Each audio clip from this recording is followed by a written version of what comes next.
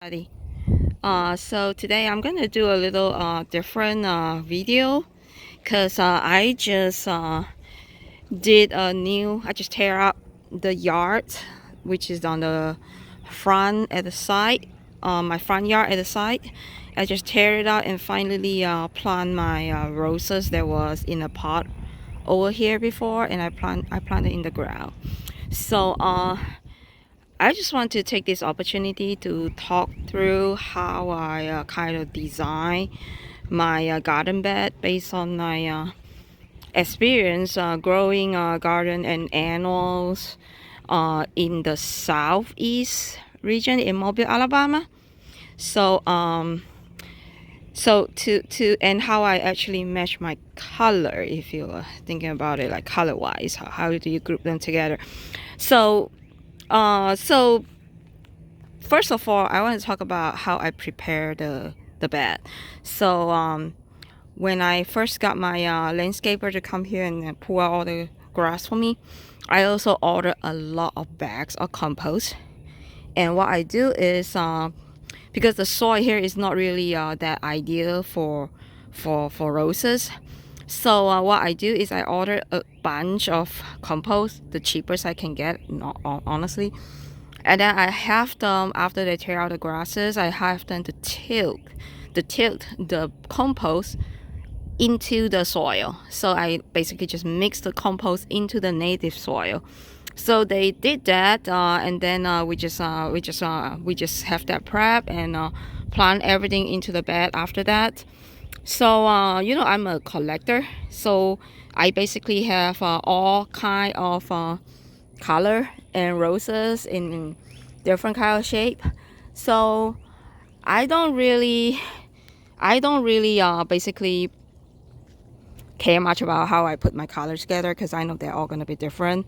So but I just limit myself with I don't put red color roses here. I don't put I and that's about it, because a red color a lot of time is kind of crash with a lot of color. So so I was like, maybe I don't want to put too much color in here. So another thing to consider is I also add make sure, since my color at the back is not going to be uniform, so I just make sure my annuals at the front will be uniform. So this way it doesn't matter what is the color at the back. If you have something uniform at the front, then or some sort of pattern at the front, then it will not look like messy, if it makes sense to you. So when I decided what are the roses that I want to put it here, basically I just put whatever roses I like, honest. And the whatever roses that actually will bloom for me as well. So what I decided what we're trying to put at position is basically if it's tall, those that are gonna grow tall, like for example this guy right here is a La Fontaine or Paris. This guy was in the pot for me last year, and or actually 2 years already. Every single year it will grow into like 8 feet tall for me in the pot. So I was like, you know what, I just have to put it in the ground. So I actually cut it down really down, like I think 1.5 feet or even less than that. I think probably 1 feet only. And I put it back in there, and look at how much it already grow. It's gonna be tall. So the plan here is to keep pruning it as the season go. Let's see how good I am maintaining it. I'm not sure. And then I also have this right here. This is sweet mademoiselle. We all know sweet mademoiselle go pretty crazy as well. So that's why I put it at the back. Okay. And then I also have my this is a Disneyland. Well, we just have some frost yesterday, so I hope they are not damaged. I already can see some bud is falling down. I'm not sure if they will stand back again. I'm not sure. Please don't. I'm really sad. I'll be really sad if you are damaged. But yeah, this is a Disneyland. Disneyland is not growing tall. It's just gonna, and it bloom a lot as well. So I'm just gonna put it right at the front. So when I decided what to put, is basically, you know, straightforward. The tall one will be at the back, and the smaller one will be at the front. And and then we have to understand that roses just doesn't grow beautifully in the south during the summertime. So I gotta put some annual that will actually look beautiful in the summertime as well. So salvia is a good choice. Salvia just bloom and bloom and bloom. It get pretty big also, from spring until frost. Really, I think until December, really.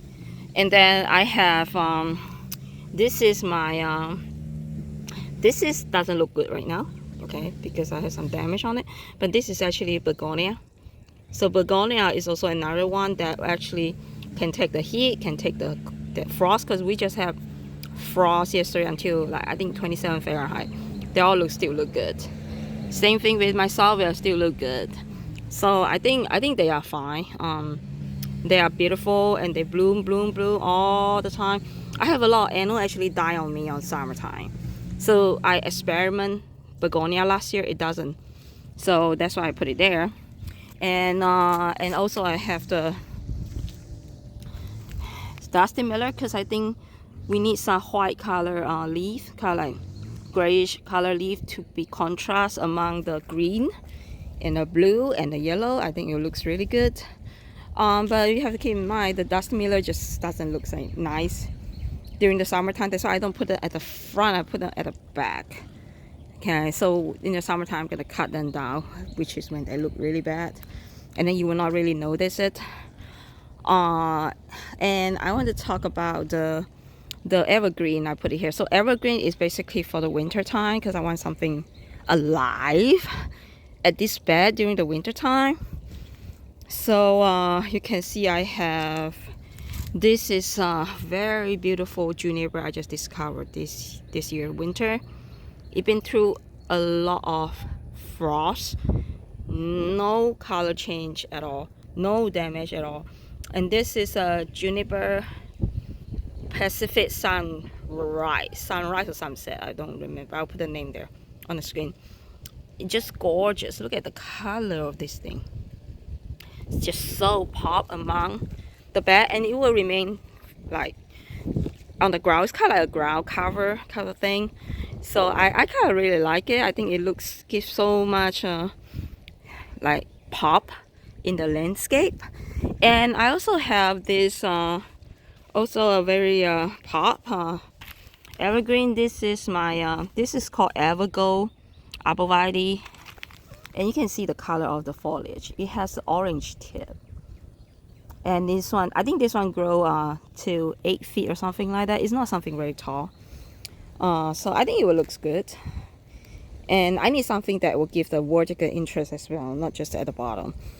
And this is my tree row. Remember my willow tree looking septidia? So I basically just move them here at the back, since they are tree, and see how they do. So far they are doing pretty good.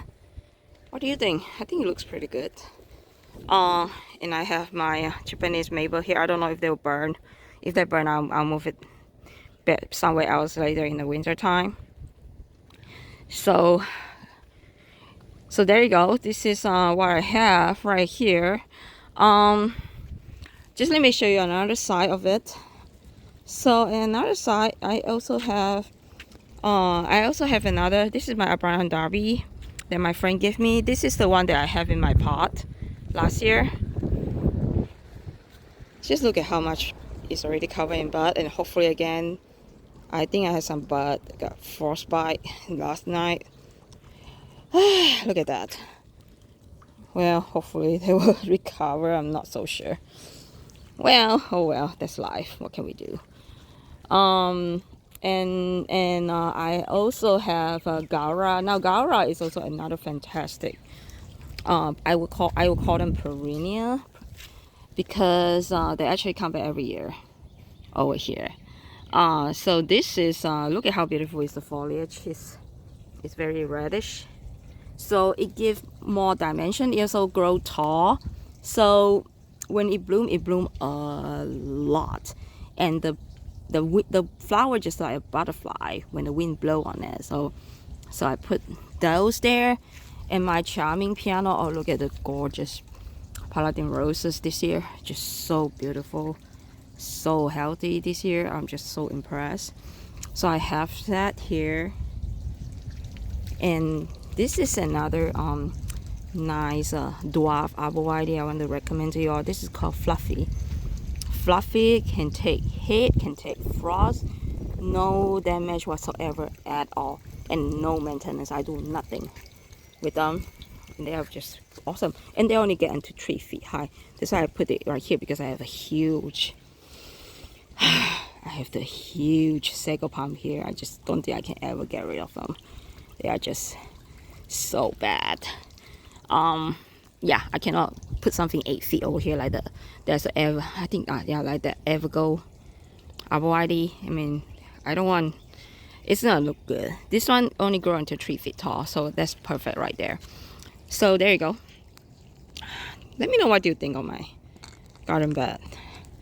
So far, I'm really happy with how it turns out. Really, I actually extended all the way down, but I just want to show this section because the rest is just repeating, just different roses at the back. I have these 2 in the pot. Is actually the hydrangeas. I may move them out when the summer's here because they can burn for sure, like for sure. But springtime is fine. They're not gonna get burned in spring. And this is called the fairy trail casket hydrangeas. So that means they will bloom along the cane, which is interesting. I really like it. There you go. Oh, by the way, isn't it cute? This is from my friend Shan. She sent it to me like 2 years ago. I always loved it. So there you go.